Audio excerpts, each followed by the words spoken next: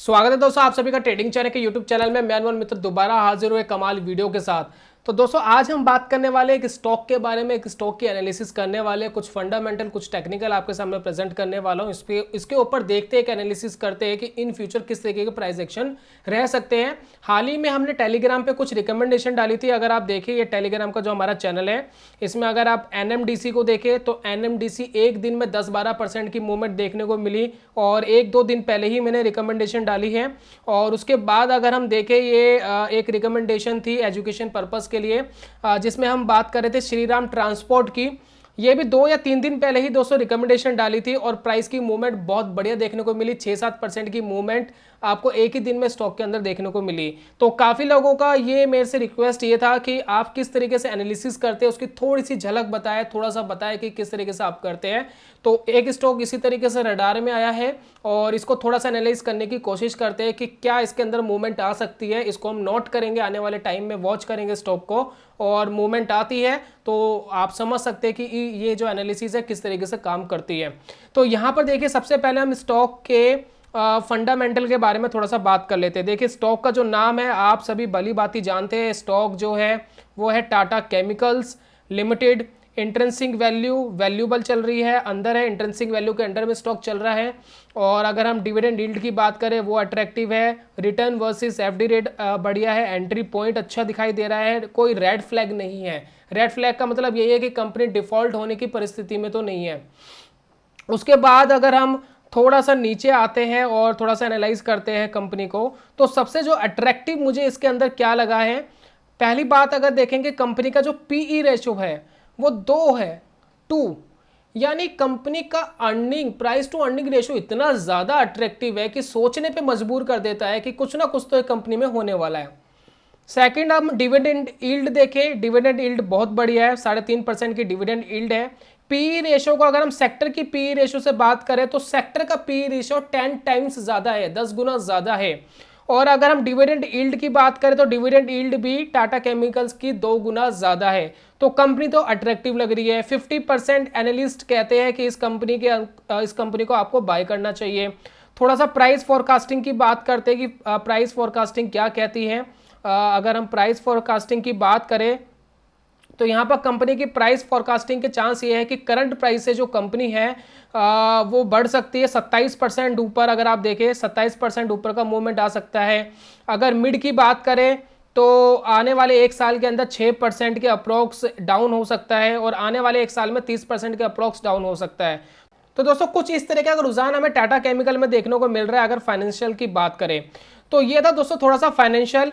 और अगर हम इसका कंपैरिजन करें दूसरे स्टॉक्स के साथ, दूसरे स्टॉक्स में अगर बात करें तो कुछ दिग्गज कंपनियां हैं जैसे कि Pidilite industry, pi industry, Atul limited. इसके अंदर अगर हम टाटा केमिकल की बात करें तो सबसे सस्ता स्टॉक यही है और प्राइस टू बुक रेशियो भी इसकी बहुत ज़्यादा सस्ती है और डिविडेंड भी यही कंपनी सबसे ज़्यादा देती है। तो ये कुछ अट्रैक्शन लग रहा है स्टॉक के अंदर। बात कर लेते हैं टेक्निकल की कि टेक्निकल क्या कहता है। अगर हम टेक्निकल पे बात करें इसकी तो ये देखिए एक 1 डे का टाइम फ्रेम है जिसने अभी रिसेंटली लगभग 2-2.5 महीने का एक जो फ्लैग पैटर्न कह सकते हैं आप इसको, और आप इस पैटर्न को ये भी कह सकते हैं कि बॉटम वेज जो बनता है, यानी वेज जो है सिकुड़ता जाता है, ये जो पैटर्न बनता है इसको अभी रिसेंटली इसने ब्रेकआउट करा, उसके ऊपर सस्टेन कर रहा है, बखूबी सस्टेन कर रहा है। और यहाँ से एक उम्मीद है कि यहाँ से एक रुझान ऊपर की तरफ दे सकता है, एक पॉसिबिलिटी बनती है। दूसरा अगर हम वॉल्यूम की बात करें, वॉल्यूम बहुत बढ़िया इंक्रीज होते हुए जा रहे हैं स्टॉक के अंदर। मतलब ऐसा लग रहा है कि एक्यूमुलेशन हो रही है और स्टॉक के अंदर कोई ना कोई तो स्मार्ट मनी आ रही है जिसको जो धीरे धीरे स्टॉक को बाय कर रही है। अगर हम टाइम फ्रेम को थोड़ा सा चेंज करते हैं, इसको अगर हम 1 वीक का करते हैं तो 1 वीक का जो रुझान है वो देख लेते हैं कि कैसा रहता है स्टॉक में। तो 1 वीक के टाइम फ्रेम पे अगर आप थोड़ा सा ध्यान देंगे तो स्टॉक के अंदर अगर आप ध्यान दे रहे हैं तो वॉल्यूम बहुत ज़बरदस्त आए हैं पिछले कुछ सालों के मुकाबले। अगर आप वॉल्यूम को देखेंगे ज़बरदस्त वॉल्यूम है। और 1 वीक के टाइम फ्रेम पे एक जो स्विंग बना था उस स्विंग को इसने अभी रिसेंटली ब्रेक करा है। एक छोटी सी रेंज में जो काम कर रहा था काफ़ी महीनों से, उसको ये ब्रेक करता हुआ हमें दिखाई दे रहा है।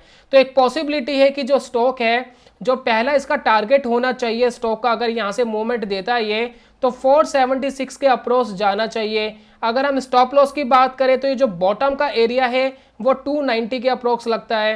स्टॉक करंटली काम कर रहा है 330 रुपए के आसपास, तो 30-40 रुपए का दोस्तों स्टॉप लॉस बनता है। और अगर हम रिवॉर्ड की बात करें, रिवॉर्ड इससे कई गुना ज्यादा का रिवॉर्ड है। सेकंड अगर हम बात करें सेकंड टारगेट की, तो सेकंड टारगेट दोस्तों ये बनता है, अब ये जो लेवल है लगभग तकरीबन ये है 560 रुपए के आसपास।